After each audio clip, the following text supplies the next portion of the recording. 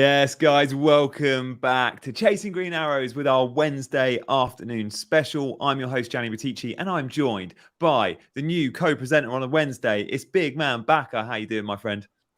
Cheers, Johnny. Thanks for having me. Really excited to be on here for the Game Week 2 episode.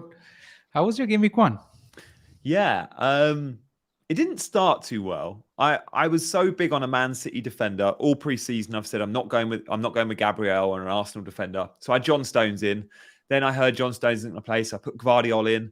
Then I heard Gvardiol wasn't going to play, and I thought I'm not risking another City defender that will be a rotation risk. So I'll go safe. I'll go boring. I'll put Gabriel in, and then about 19 seconds to the deadline, I saw that Gabriel wasn't going to start. And I could have gone on and changed it, but I was currently on stage at Fantasy Football Fest presenting, doing a countdown to the deadline. And I saw that information and said, I'm not going to cause panic in the room and share that with 19 seconds to go.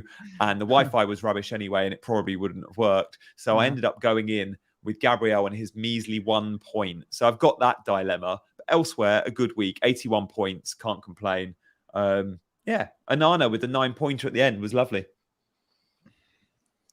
What about you? I don't think it was actually. I don't think it was. I mean, with the ownership of the United defense, I was very jealous of those who had Onana, especially in goal. I swapped him out in my last draft. I went with Pickford, unfortunately. Did you need the 0.5 somewhere else, or was it to have 0.5 in the bank?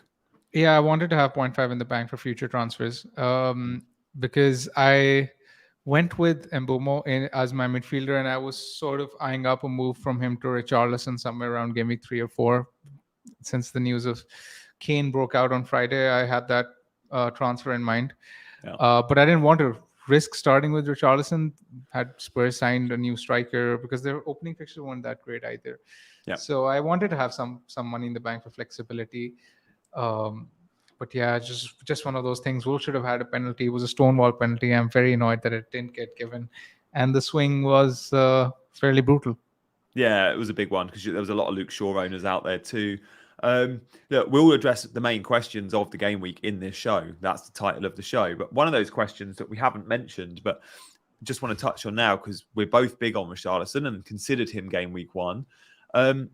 What we've learned in game week 1 was Maddison was 2 assists and lots of final third touches and shots.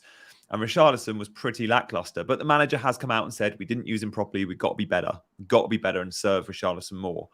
Are you still eyeing up Richarlison like come game week 3? Or do you think you'll be blinded by Maddison because of the points? I mean, for me, game week 2 is really important in terms of more data on them both, but also another opportunity to eye test scout. Because by game week 3, I think we're all going to be moving to one of these Spurs guys. Maybe there's an argument to say we should go both, but I'm still undecided which one. I love Richarlison for being out of position, and I think he'll get penalties, but obviously I can't ignore how Maddison's playing.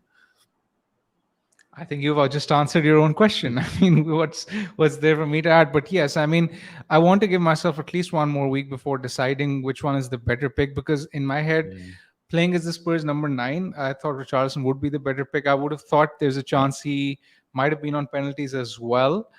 But now that Maddison has excelled and he's looked good playing centrally, creating plenty of chances, I want to give myself another week as well before we jump on one of them, because there's so many options actually. And there's also the fact that a lot of people don't have more than one Chelsea in their team, and Chelsea have an amazing run from game week 3 as well. So again, that's another reason to save a transfer this week. If you, for example, don't have a Gabriel headache, or if you own Chilwell already, if you don't really have any other pressing issues in your team, then I think saving a transfer this week would be a great idea. Good to see so many new faces in the chat. If you're new around here, me and Big Man will be doing the show every Wednesday, so hit that like and subscribe button. Mark says Spurs fixture swinging game week 3. They only have 2 good fixtures. Chelsea's run is unbroken. Chelsea's run is amazing, but Spurs' run is still nice. And I think it's 3 good fixtures. Matters says FPL River. He would go. Should we poll it? Let's try and do consistent polls with these questions. So me and Big Man are giving you answers, but also you guys, we're voting. So do we prefer, as it stands, if you were to buy one of them, would you buy Richarlison or Maddison? I think most will say Maddison, but I think if I was to say I think in game week 3, I'm going to be buying. I think it'll be Richarlison. But yeah, where would you veer if you were going to bet on you buy game week 3 at the moment? Richarlison, still Yeah. for the reasons that he's playing number 9, and if Spurs aren't looking to sign a new striker, then I think Richarlison will be the pick.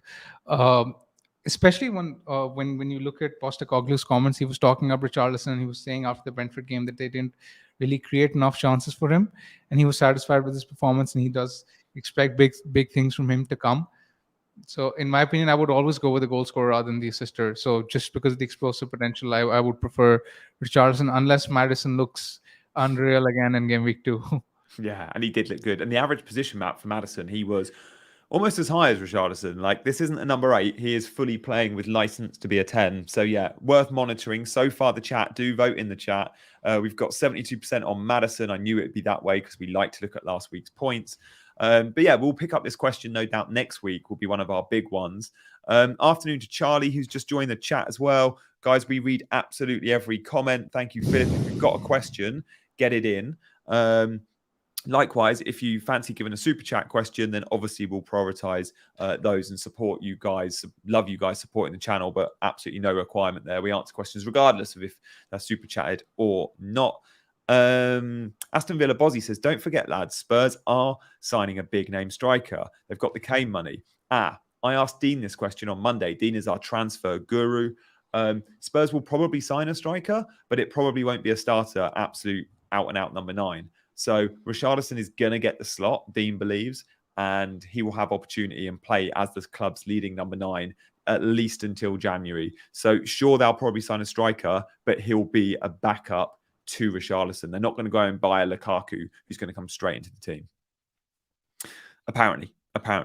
So guys, thank you so much for your support in the likes. 21 likes so far. Do hit that button.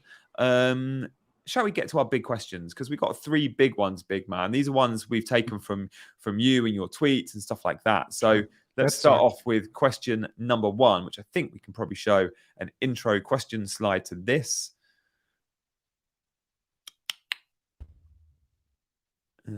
Should be coming up in just a second. Here we go. Chelsea fullbacks double up. What do you reckon? Is a double up on, big man?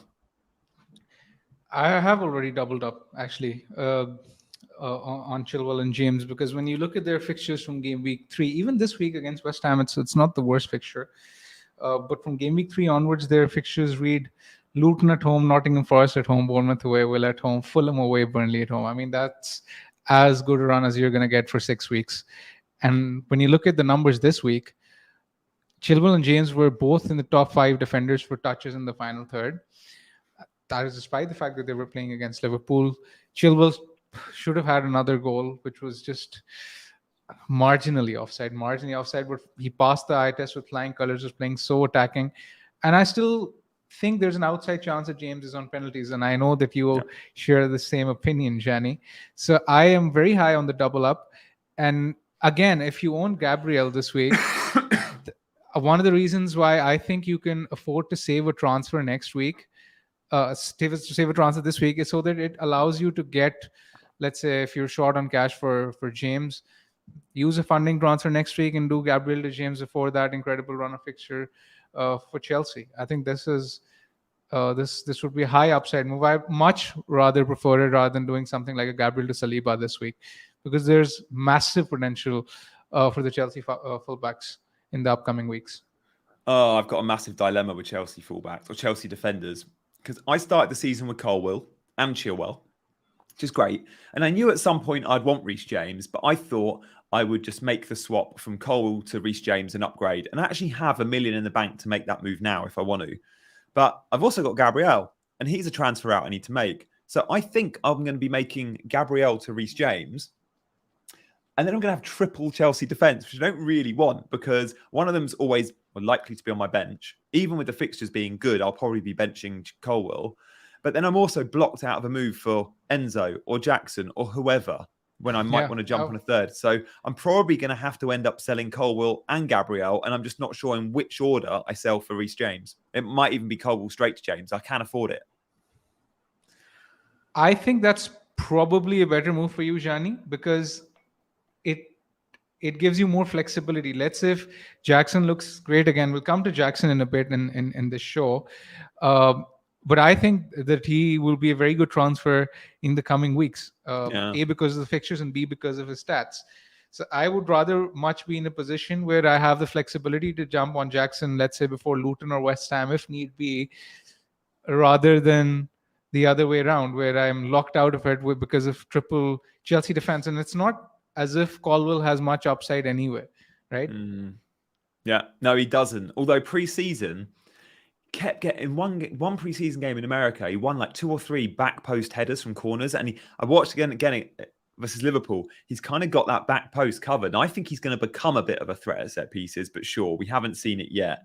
He's still Yeah, but growing. you can't realistically compare him to James, right? I mean, it's James is in a different league altogether, and there's also the fact that with Gabriel, I think he will play a certain style of fixtures, because according to Arteta, he wanted to play with this setup that he chose against Forest, because he wanted more bodies forward. And I think Gabriel comes back against Crystal Palace, because it's not the easiest of fixtures. And Crystal Palace away especially. I think Gabriel will start again. He'd started each of Arsenal's 73 league games before this. So I'd be massively surprised if he was completely, let's say, isolated from the team, or if he was completely removed from the team. I do think he will have a role to play in the weeks to come. So yeah, I mean, I don't see him as a very pressing transfer out. Yeah, I think I'm with you. My only concern is the price rise. Reece James currently not expected to go up, but he could go up pre-deadline. And if it's more likely if he has a good game week 2, he goes up straight away off the back of that. Of course. So my million in the bank is Colwell to Reece James needs to be made before that price rise.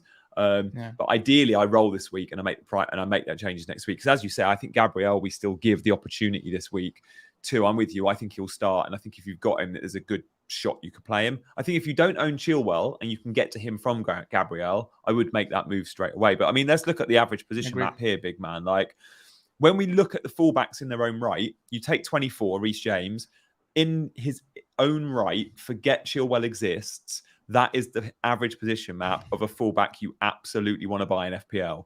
And when you look at the assist numbers, the expected assists, Reece James absolutely flying ahead of even Chilwell. But Chilwell, when you compare them like for like, has the goal threat and even more advanced. Chelsea's second most advanced player. You just don't see that in any other team in the league. Like the flying fullbacks, wingbacks have kind of gone. City don't play that way. Liverpool aren't playing that way anymore. Estupinan is sky high. We like that. But outside of Estupinan, James and Chilwell, I'd say they're the top 3 for most advanced fullbacks. Absolutely. And when you were mentioning about expected assists, James actually created 2 big chances for Jackson in this week. And I mean, he would have been more popular had Jackson converted those chances. But he's sort of still going under the radar because Chilwell returned and he didn't. Yeah. But I completely agree. In isolation, he's a great option. But I mean, coming back to the point where you were saying that there's a chance that he could rise before the deadline or even immediately after deadline. I mean, let's say if he's rising on Friday or Saturday, do you take the risk with his injury history, his fitness history, to just get him in before the West Ham fixture? I mean, that's think I would. flirting with risk. I need to see some training ground photos this week because I know he came off and I know Poch said everything's fine. And I know he was smiling and I know he jogged off. So all the signs there. It was just the commentary team in the UK, Sky Sports, Gary Neville was, it doesn't look good. But the signs were there. He's fine. If Chelsea had European football coming up in a few weeks, like the other European teams involved, I would be swerving him. But it's that one fixture a week that makes me want to go Reece James. I think he can manage it. I think both him and Chilwell with one fixture a week are just a different beast. So I think I'll take the risk. What do you reckon? The no European football, I think, is underrated. I think that is absolutely huge. It's time on the training ground. It's less travel, but most importantly, it's less minutes in the legs of players that are used to picking up knocks like Reece. Exactly. And I'm very high on these 3 fullbacks. Like you mentioned, Chilwell, owning those 3 is the way to go going forward. Yeah. Those fixtures, West Ham away is obviously game week 2. If you're worrying that you don't have a Chelsea fullback, can you wait till game week 3? Because West Ham away is tricky, but there's still a good chance of a clean sheet. And then obviously after that, the 2 homes could be big scores from both. I mean, if you're looking for a defender this week, and you can go from Gabriel to Chilwell, I would.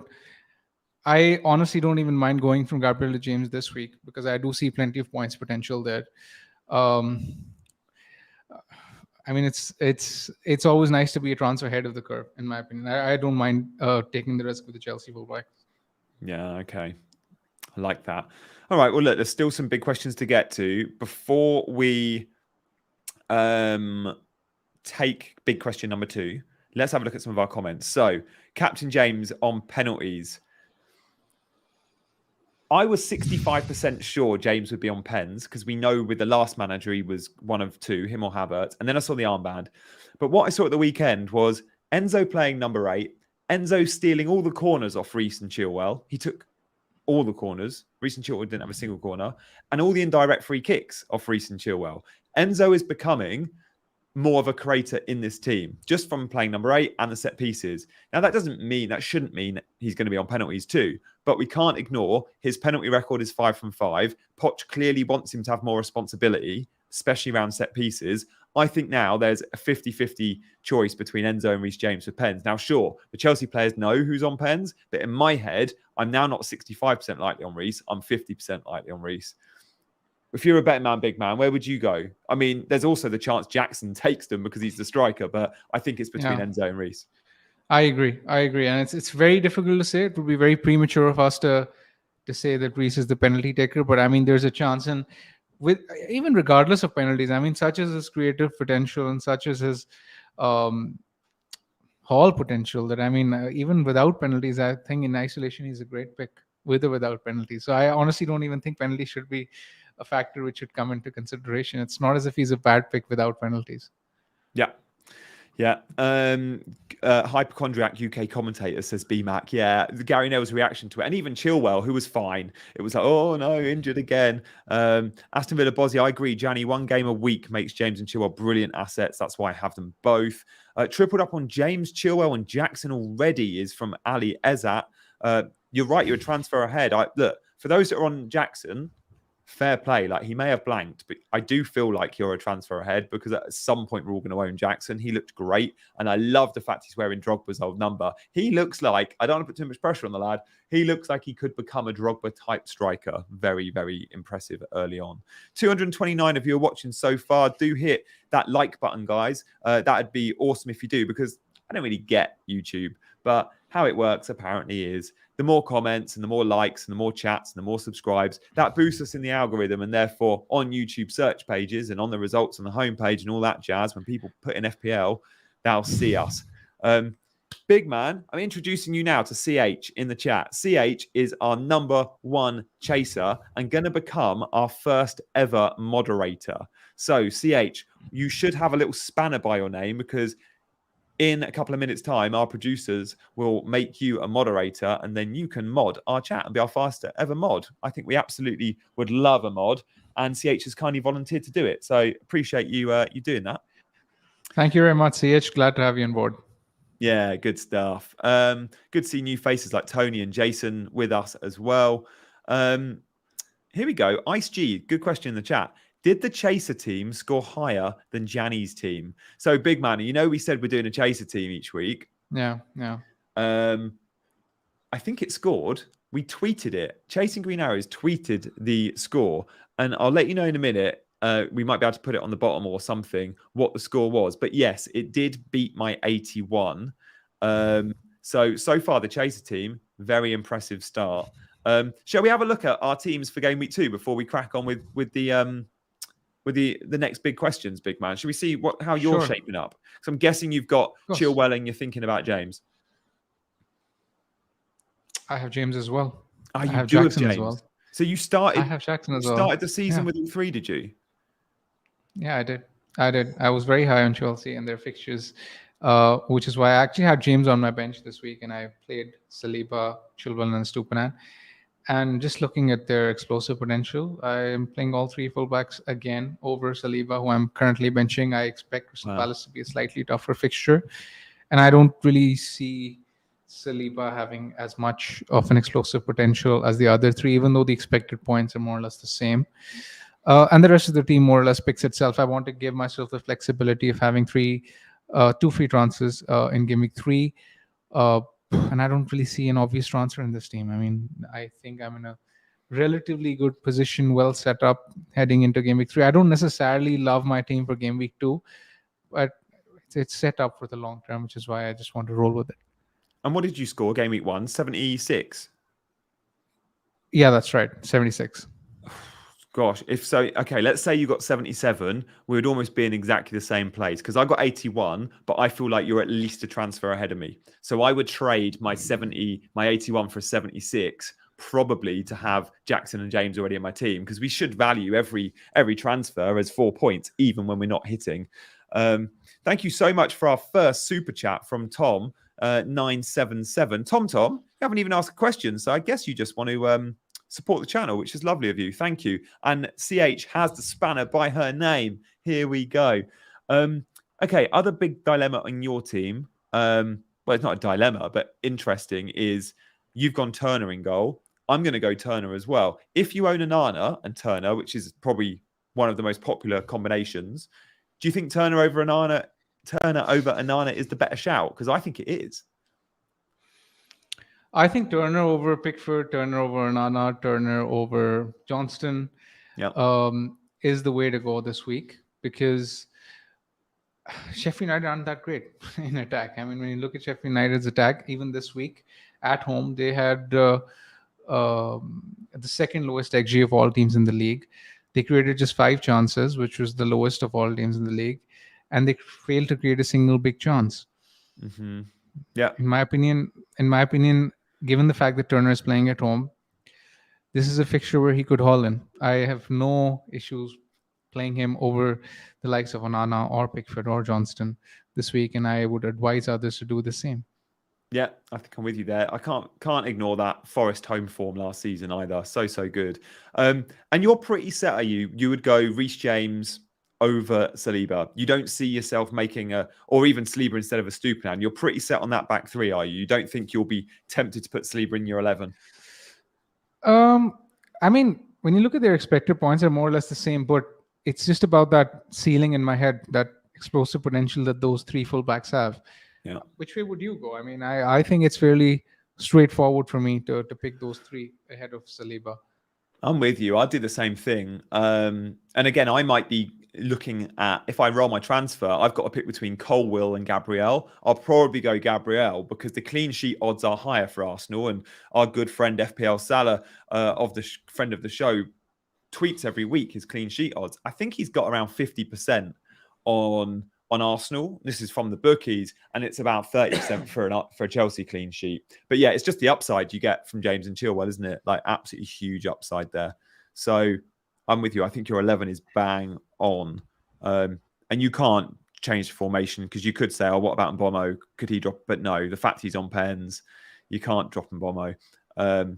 I hope we're going to see Cameron Archer signing for a Premier League club by the weekend as well. There's big talk he'll go to Sheffield United. There's a few Premier League and a lot of Championship teams linked with Cameron Archer, so it'll make our bench a bit stronger. We've got Steve-O in the chat. Good to see you around here, dude. Manon and Pete. Pete asked about John Stones. Just wait on John Stones. City play tonight, remember, in the Super Cup in Greece versus Sevilla.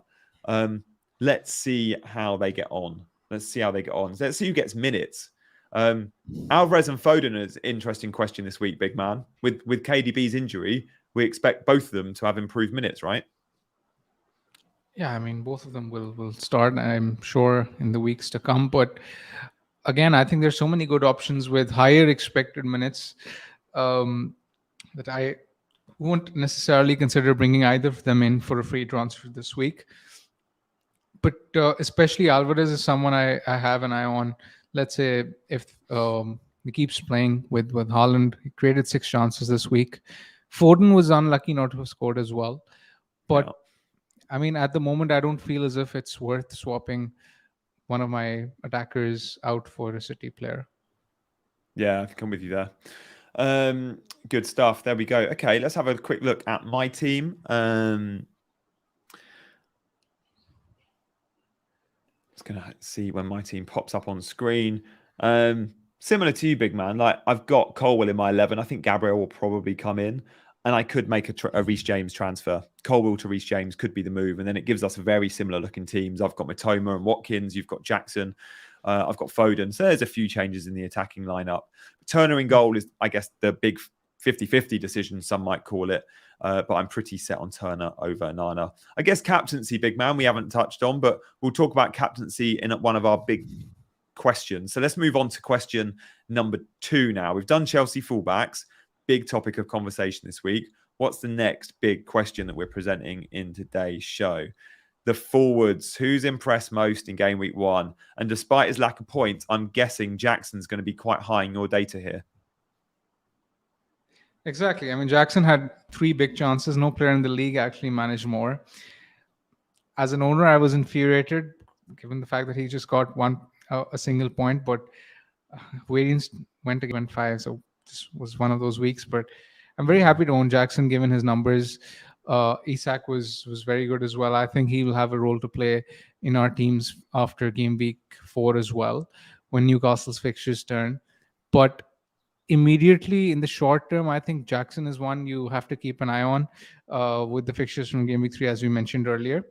Joao Pedro, his numbers were really good as well. I would like to give a shout out to his owners who went with him, because his numbers actually were really, really impressive. They stood out. I wasn't expecting him to be as attacking as he was, and to register 86 minutes was higher than what I expected it to be. So he registered 11 penalty area touches, which was the second most of all players in the league. And he registered 4 shots inside the box, as you can see, which was third among all players in the league. So his numbers were really good as well. I know it was just Luton, but for 5.5, you can't really expect more. And it bodes well for his owners going forward. Yeah, it does. It does. There'll be Ollie Watkins owners out there going, Watkins isn't on this list. He, clocked an assist, but his output didn't look great. And I can save a ton of money if I go to Joao Pedro. Joao Pedro is way higher owned than perhaps we would think. Around 25% already. I think he'll be on a price rise very soon as well. You obviously have Jackson. I've got Watkins. I wonder if either of us will be making moves towards Joao Pedro. I mean, for you, it could be the case of a change in formation and having that third forward. But if you've got Matoma, how do you think Matoma and Joao Pedro compare? Should you just be happy with your guy and stick with them? Yes, absolutely. I don't think there will be a clear talisman when it comes to Brighton. They will continue spreading their points around. All of them will get in on the action. But it's just that they rack up a ridiculously high number of chances. I know it was the championship tax that you can add to Luton this week. But, I mean, they registered over 4 XG, which is great. So all of their attackers will get in on the action. I don't think you can pinpoint that this is the guy to get, because there is no clear talisman. But if you own Matoma, if you own Pedro, well done. And I expect them to be a consistent source of points in the times to come. Excellent stuff. Guys, we will answer your super chat questions in just a sec, but let's continue on this forward chat. Wilson and Isak, both very high there. Wilson with more attempts than any other player in the game. He played 28 minutes. Is the problem going to be with Newcastle that when we do buy a striker, we want them to be a 90-minute man? And at the moment, I think we're going to see a ton of this. A 68 and a 28, or a 60 or 30. Yeah. We're going to see loads of that. Maybe when the Champions League starts, we start seeing more sets of 90 for each of them. And it's just a ton of rotation. But the attack looks loads of fun at Newcastle. I feel like we'll have to buy a Newcastle attacker when the fixtures turn, around game week, I think it's 5-6. But for now, is it just a wait and see? It is, for sure. And I mean, you can argue that it'll actually get worse in game week 5, because when the European commitment starts, I would expect more rotation to kick in with Wilson and Isak, and it will become even more unpredictable as to who would start. Because Howe does have this tendency to play them very randomly. It's not as if he has a set pattern with playing both of them. Sometimes Isak plays on the left, sometimes he plays with one up top, which is Wilson, sometimes it's Isak. So with Europe, it would be very interesting to see which way he goes. But I think if you're looking at Newcastle, Trippier, someone you should be eyeing for a consistent source of points and for more expected minutes. I think he's one I'm I'll be more consistently inclined towards for game week 4. Yeah, Trips is still a good option. You're right. Tonali could become an FPL asset as well. Super cheap route to the midfield. Not known for his goals and assists in Italy, but playing a bit higher up under Eddie Howe. The other one for me, I'm keen on at Newcastle is Barnes. I know he came on, but again, I think he was second or third for XGI amongst all midfielders, and he played 22 minutes. He is direct, he is greedy, and I think he'll own that left-hand spot. And I don't think we'll see much of Isak on the left now. Barnes and Gordon are playing well. I think it is just one of them, Barnes, Isak or Wilson for that number 9. But yeah, good comparisons nonetheless. So yeah, glad to show this. We have had a super chat from Linus. Loving the stream, guys. What's the best Chelsea triple up? And is Sanchez now an option? I mean, I think we're both going to say Jackson, Chilwell, and Reece James, but I do think other Chelsea players on our radar should be Sanchez, of course. He's a 4.5 goalkeeper, and Enzo, because he's playing further up and he's got all the set pieces and he could be on the pens. But the top 3 that you've got, big man, are pretty clear in a way, the 3 favourites, right? Yeah, I think those 3 are the best ones to have. If I was to pick anyone other than those 3, then Sanchez, to a lesser degree Colwill. But I think those 3 are the standout picks, just in terms of what they offer.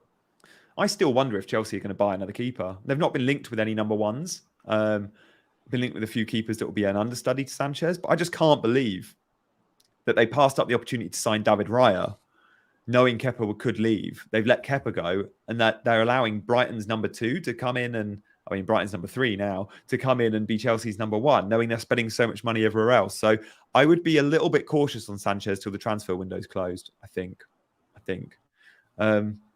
Hey, Tony, thanks. That's cool. Chat mode engaged. He's given us a super chat, but not even asked a question. So absolutely love that. Thank you, mate. Appreciate it. From every player on this list, big man, to end this question, you've got to admit Jackson. Some of them are midfielders, some of them are forwards. Who will be the next transfer in on that list for your team, do you think? Transfer in. I mean, it's very tough to say because I don't think any one of those will be coming into my team anytime soon. But if I was to pick one, I think João Pedro maybe, because simply because the value that he's bringing to the table, he could come in as a funding move somewhere. Because even though Brighton's fixtures do turn after game week 4, it's you've got to keep in mind that their attack is fairly fixture proof, right? So I don't necessarily mind picking their attackers irrespective of fixtures. But yeah, hopefully I don't have to buy any of these in the weeks to come. I'm with you. I don't think I'll buy any soon. I think if and when I wildcard in the next month or so, João Pedro will be one of the first names on the team sheet, but I don't know if I'll see it as a transfer in, and that's purely on value. But maybe by the time I'm ready to buy me 6 million and I don't see the value, I don't know. Let's see. And I'm interested to see the balance between Brighton when they start playing in Europe, because we know from the end of last season. Do you remember Brighton's really busy schedule? It was a different front 3, front 4 every week. Like Matoma was playing most games, March most when fit, but all the others, heavy rotation, and we're going to see that. So there we go. Chelsea should go for Donnarumma at PSG, FPL River. Yeah, I mean, that would be amazing. Good stuff. Let's move on to our third big question. We're over halfway through of the show. And guys, we've got loads of you watching. So thank you for joining us on this Wednesday afternoon. Expect to see us every Wednesday lunchtime, me and Big Man. Set notifications when you hit that subscribe button. And don't forget to like the stream and follow me and Big Man and CGA all on Twitter, because we always post at the start of the show. So another big question is, let's make this about captaincy, but then also, if we don't own a Liverpool player this week, should we consider one that's not named Mo Salah? Because we can reach Diaz, we can reach Jota, we can reach whoever. But first up, captaincy on Mo Salah. What do you reckon, big man? I think if you've picked Salah, you've got to go with him, surely. I mean, even though Haaland scored a brace in game week 1, I don't think it should influence your captaincy for game week 2. If you have Salah, it's a plum fixture at home to Bournemouth. And the fact that he's such a differential, right? I mean, there's so many people, so many engaged managers who went without Salah.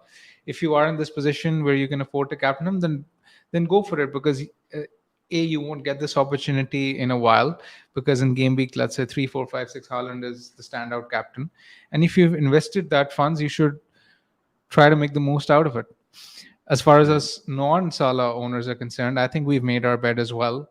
And um, even though the fear of missing out is real, I still think it is what it is, and we should just be hiding behind a couch for on Saturday lunchtime, and hoping we come out of this game with the damage limited. I'm with you there. Like, you've made your bed. Scrambling around to bring Mo Salah in game week 2 isn't something I'd suggest doing. You knew game week 2 was always going to be there. But at the same time, those that own Salah, you knew game week 2 you were probably going to captain him. So don't deviate from that just because Haaland went and scored a brace. And don't deviate from that just because Salah only scored, 5 points. Like, those two things there was a very strong chance Haaland was going to score anyway. There's no new information here. Salah's still playing really well. And yeah, Haaland's still the best striker in the world. Sure, we know all that. But Salah could have easily had a 20-pointer. He hit the bar. He had a goal offside. He looked really sharp. If Mo Salah did get that 15 or 20-pointer at the weekend, I think everyone would be scrambling to get him in game week 2, which again is silly. Like, you've made your bed, and now lie in it. Captain Mo if you've got him. If you haven't got him, don't panic. The numbers here are really interesting with the change in formation from Liverpool from like game week 30 onwards, when Trent came inverted, Salah's position slightly changes. And we can see after that change last season, his shots in the box per 90, 3.68, which is higher than ever before for him. He was also, his XG per 90 was at 1. So back to almost the best we've seen since he's been in the Premier League. So I think we saw more of the same in that first 20, 30 minutes against Chelsea, didn't we? Like, he was all over him. Exactly. And we mentioned this in the previous show as well, that since Liverpool changed their formation after game week 29 last season, Salah's underlying data hit optimal levels. And as you can see in this graphic, those numbers over a reasonable sample size, I must say. I mean, there were around 10 games where Liverpool played with this formation. Salah looked at his best. And I think there's enough proof in the pudding that suggests that he is the main goal threat. And the fact that when you look at the other Liverpool options, Hakpo, Jota, Diaz, I mean, all those guys, they tend to get subbed off around the 60, 65, 70-minute mark, which was the case again at the weekend. Salah is the X-Men's guy as well. Yeah. So you have got to pick him. I mean, very, very unlikely that Liverpool win 9-0 again against Bournemouth and he blanks. Yeah, so on. Yeah. And I could see a fairly big scoreline. I actually said to you, didn't I, yesterday? I was like, we were looking at some of the stats to show in the show. And I said, just get the stats for Liverpool's attack last weekend and Bournemouth's defence last weekend, because it'd be really good to show how rubbish defensively Bournemouth were and how good Liverpool's attack was. And I was really surprised because you responded at the same time I was looking at the chart to go, oh, actually, Liverpool's attack was pretty mid-table and Bournemouth's defence was better than average. And it was like, oh, okay, the narrative isn't quite matching up to what I expected it to be. But it's a game at Anfield for Liverpool. They're not playing Chelsea away. And Bournemouth have got a very different proposition versus Liverpool away than West Ham at home. So the sample sizes are so small and there's such little information to go off after a game week. The data on this show, I guess, as the weeks move forward, will be a little bit more in depth on what we've seen so far this season. But game week 1 to 2, there's very little to go off. I think Liverpool, if they score early, it could be a 4-5-0. I think they'll have fun. And I had considered earlier this week of going for a 1-week punt.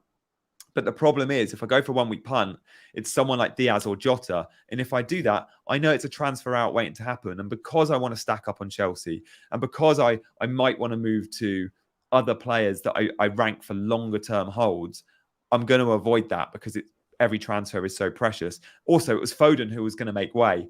And now with KDB's injury, I'm less likely to want to sell Foden. But again, that could change after this evening. So I think that's where I'm at. If you own Bruno, big man, do you own Bruno? I think you do, don't you? I do, yes. Would you be tempted to go before going to a Spurs midfielder by going 1 week on Jota, then you go to Maddison or Richarlison? I mean, it's tempting to have some Liverpool covered this week, but I think Bruno, I don't want to write him off just after one bad game for United. I mean, it's just one game. I know United were abysmal, but I think the games against Spurs and Forest should suit him because Spurs will be ridiculously attacking. It's almost as if Postecoglou does not really care about clean sheets. So I like my double up in that fixture, and I think there's a good chance that he can return. And I bought him for the long term. I mean, I do think that he's the kind of player who will trickle along with points in the times to come. So I don't want to rush into getting Liverpool covered just for 1 week alone. Yeah, I think I'm with you there. I think I'm with you. Every precious transfer, and there's so many players we still want to head towards. Guys in the chat, thank you so much. Gianpaolo, afternoon to you. Barbani, Mark, Juice, Danny, Tony, Paul, loads of you in the chat. Christine just made a good point about Cancelo possibly has dropped in price, and Arsenal have been linked. I think Cancelo is going to be sold overseas. There is no way now, knowing how good Arsenal were last season and how close they ran City. Yeah.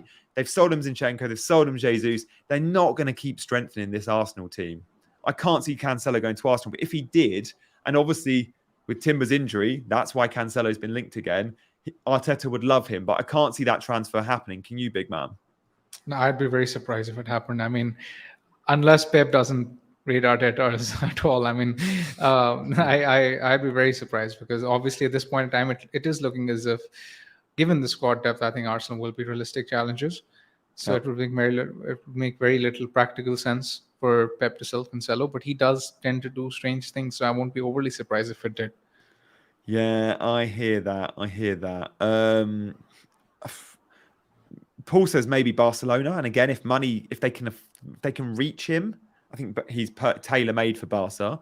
Bayern obviously was on loan, and I'm guessing they considered him, but didn't quite fancy it. He had done okay in Italy at Juve and Inter, like okay, enough for Pep to want to buy him. But again, these teams were happy to offload him, so he's become a little bit. Journeyman's the wrong term. He's played for some of Europe's biggest teams, and he's still fairly young. Like Inter, Juve, I can't remember what Portuguese club, maybe Benfica, Bayern, City, maybe it's Spain, maybe it's Barcelona next, but it'll be an interesting one. If he stays within the Premier League, though, and he goes to a team where he's a starter, Cancelo, get him in your team because we know what he does for FPL, and he's as cheap as he's been for a few seasons. Can't remember. Is he a 5.4 now? Was he 5.5 at the start of the season? I am not sure about his price, actually. I have to check that because it is interesting. I'm not if he entirely does sure. get a Premier League move. Yeah, I didn't check. I'm going to have a look now. Here we go. Okay, he was 6, so he's now 5.9. But if he's 5.9, that's cheaper than... Well, no, it's more expensive than all the other Arsenal defenders. It'd be worth the... Let's say he's at Arsenal, that'd be worth 0.9 extra on Gabriel, I think. Exactly. Yeah. Okay, there are 3 big questions. Guys, we want to answer your questions. The chat's so knowledgeable. They're in there with 6 before I even had an answer.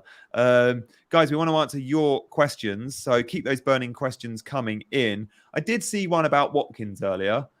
Big man, how come you didn't go Watkins? You weren't worried there. You weren't worried about going Watkins knowing a lot of the FPL community were on him?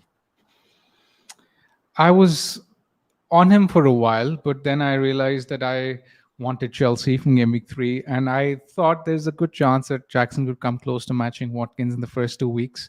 Yeah. And then I was like, if that's a transfer I would like to make later down the line anyway, then why not make it right now? Especially because it would mean that I get to James as well. I think that those upgrades were too good to pass up, which is why I went the way I did.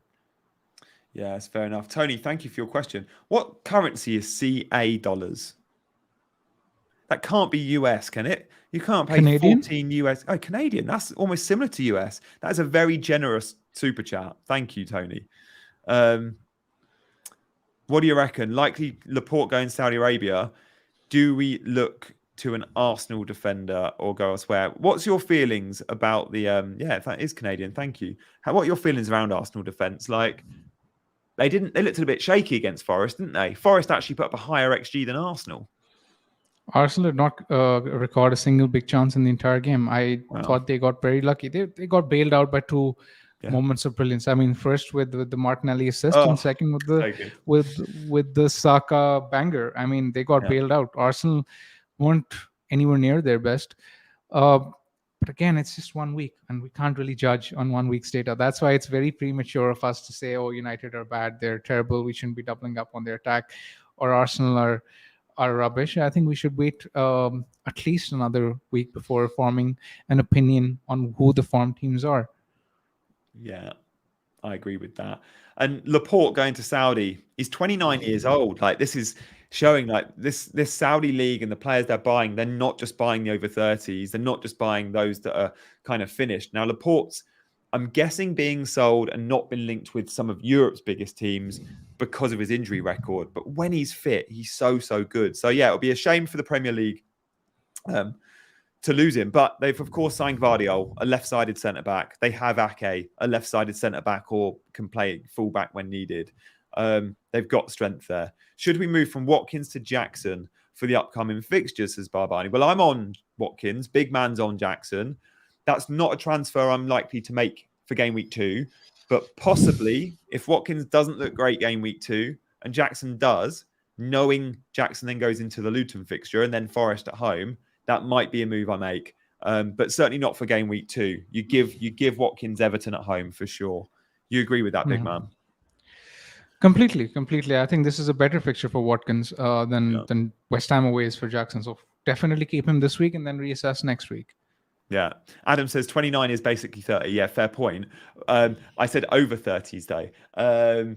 And to me, as a centre-back, many centre-backs peak at 29. Like, you could argue Laporte is in his peak, right? I look at some of the centre-backs in a league I watch a lot, of course, and that's Serie A, where you don't peak as a centre-back till you're like 34. Take that comment with a pinch of salt. But yeah, thank you for your super chat, Lewis. We'll answer that in just a sec. Does KDB enjoy more minutes for Alvarez and Foden?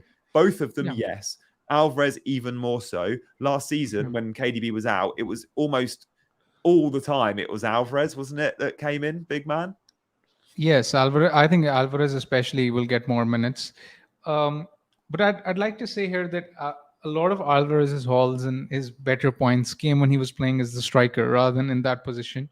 In that KDB position, where he sort of tends to play more of a creative role rather than carry the bulk of the goal threat, which again is funneled to Haaland. So we've got to keep that in mind as well. Yeah. Lewis says, which one to bench? He actually is a step ahead, Lewis, with Alvarez already in his team. But he's got João Pedro too. So we've got 2 budget forwards. And he's got Martinelli, who plays away against Palace. I would definitely start Alvarez. Oh, no, would I? It's Newcastle. Alvarez has got the trickiest fixture. It depends how Alvarez plays tonight. I can't answer that question, Lewis. I don't think I can answer it till tomorrow. What do you think, big man? It's a really tough question. I mean, this is why at the start of the season, I don't like having 8 playable attackers, because it gives you all sorts of benching headaches, right? I would probably go to benching Alvarez, to be very honest. Pedro is a pen taker. I would never bench him. Martinelli has that goal threat in him. And if he scores, he's going to get more points as a midfielder. I think Alvarez has the lowest ceiling. There we go. It's a fair point. We'll do alternate questions for the final 9 minutes, shall we, team? So I'll go first with Matthew, and then Big Man will do the next one. If City sign Paqueta, and City will sign Paqueta or someone similar, would he be the obvious replacement for KDB with Alvarez coming off the bench? Yeah. Like, if City signs a midfielder, it will be of the Gundogan mould. Probably not of the KDB mould, and there's not many of them around, but it will be someone that can play number 8, like Gundogan, because he still hasn't been replaced. And then in the KDB slot, you've got Alvarez or Foden playing in that role. But yeah, if they sign Paqueta for 100 million, he's going straight in the 11. Not necessarily like Kovacic, who hasn't gone straight into the 11. Like, he'll play a lot of the games, but not all of them. I'll let you take Martin's question, big man. Should I sell Shaw and buy Reece James? I don't have money for Chilwell. I don't think that's a pressing transfer to be made this week. I think if you can afford to save, you should save. But let's say if James looks good again in game week 2, then I'd probably move him. I rate James much more highly than Shaw. And with Caicedo coming in, I think Chelsea's defense is going to improve as well, significantly. So I would make that transfer in game week 3 after reassessing this week. Yeah, I think I'm right. I think you're right. Guys, we pick the questions that are most likely to appeal to the masses, right? Some of the niche questions we'll struggle to answer because we're conscious that from the 400 people watching, you might go, I don't care about that one. We want these questions to involve all of you. So questions like Anana or Turner have made it on the shortlist. So thank you for asking that, FPL Hyperdrive, because this affects so many. Turner all day long for me. Did I think I'd pick Turner last week for game week 2 when I was looking at it? No, I probably thought Man United would look really solid against Wolves and Spurs perhaps wouldn't look so good in attack. But knowing what we know, with the information we have, United look vulnerable. Spurs at home I think, will score. And I think there's a very good chance Forest keep a clean sheet because we know from last season they were very good defensively. And even away at Arsenal, an XG conceded of under 1. Pretty rare. You go to Arsenal and concede under 1. So Forest look useful. Go Turner. I agree. We've discussed this before. Yeah, exactly. Go back and watch the first hour, the last hour.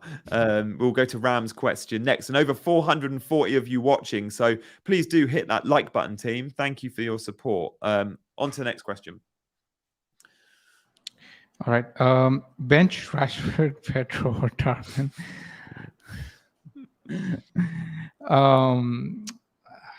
Maybe Darwin because of the expected minutes, but he's the kind of player who can even come off the bench and score a hat trick. So don't blame me if it goes wrong. Yeah, I'm seeing a lot of questions where it's kind of centered around having 8 good attackers. Most of us have built our squads with a 4.5 midfielder or a 4.5 forward. And we've done that for a reason, because you have this headache every week. So if I can encourage anyone that's wildcarding or still hasn't made their team because they're a week late, or even if you're looking at transfers, don't give yourself the headache of picking João Pedro as your 8th attacker, right? Save the million and just and have 7 attackers that play every week. And then if worst case scenario, you have a good sub 1 on the bench that's a defender, that'd be our team shape. Simon says, would you keep or sell Trossard? I'd give him another week. And then if he doesn't start again, I'd jump straight to a Spurs midfielder. I agree. I don't think he's. I think I'd actually sell him this week. Yeah. On having said that, on second thought, I think I'd sell him this week. Because Nketiah scored, right? Yeah. Because Nketiah scored. Yeah. That gives me. I was gonna say to recess for a week, but then I just realized that Nketiah scored.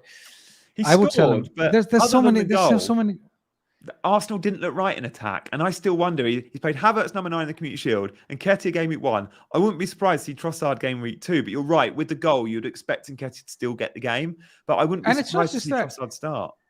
It's not just that. It's also the fact that every other midfielder in the game is more or less nailed to play 90 minutes. There's so many potential alternatives that if it goes bad with Trossard, then you're left trailing by a significant degree. I would definitely use a transfer and selling him. Yeah, fair point. Alexis says, would you go Henry? He owns Mings. I personally wouldn't be wasting transfers on defenders that aren't that are from. I would be saving that transfer to upgrade Mings to a Chelsea defender. Or if you don't think you're going to be able to reach a Reece or a Chilwell, just go Colwill. I do think the Chelsea defense is where you should be prioritizing any defensive transfer this week. Completely agree. What do you reckon about Rashford? Is Rashford again? It's very premature of us to write off the Manchester United attack just after one bad game. I agree with your point on Wolves, and Cunha should have scored, and he looks a proper baller. There are a few concerns about his output because his conversion rate isn't the best, but there's a chance that he's on penalties as well. And when Wolves have a good run of fixtures, I think he could be a very good enabler. Yeah. Hey, Linus put a super chat in earlier, so we definitely have to answer your second question. Watkins or Diaby is really, really interesting. If we want to save $1.5 million, or we want to move to Jackson or whatever, I still think we're going to sell Watkins at some point and maybe want to keep invested in the Villa attack. And if we do, Diaby, average position map, underlying data, pretty much Diaby and Watkins. I know it's only one game, tiny sample size. They were like for like at the weekend.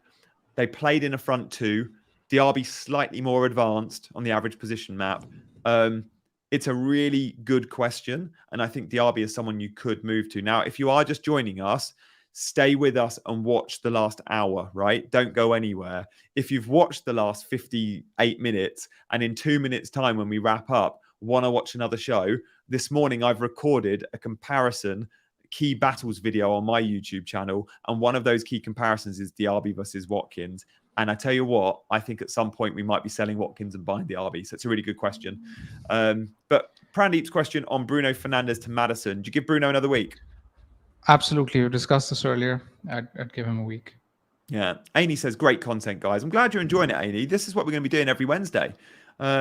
Wednesday at 1 p.m. UK time. This is going to be the big questions show, me and Big Man. And you've still got me and Dean on Mondays and Fridays. So if you're new around here, and loads of you are, because you've been bringing an audience, Big Man, please do hit that subscribe button and support the channel. Josh will Ake start? $1 million question, mate. That's the problem with buying defenders that at Man City that aren't named Diaz.